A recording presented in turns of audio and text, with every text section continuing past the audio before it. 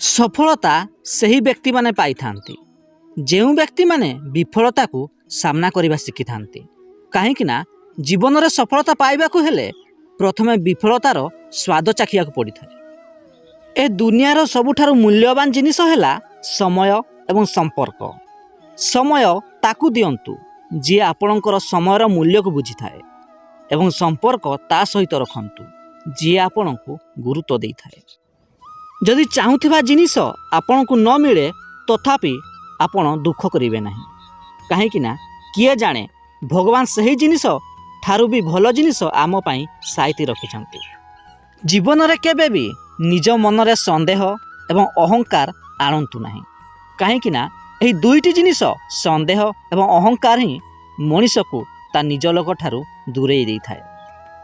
सबुदिन एमिति वीडियो देखिया पाई आम चैनल को लाइक शेयर एवं सब्सक्राइब करंतु।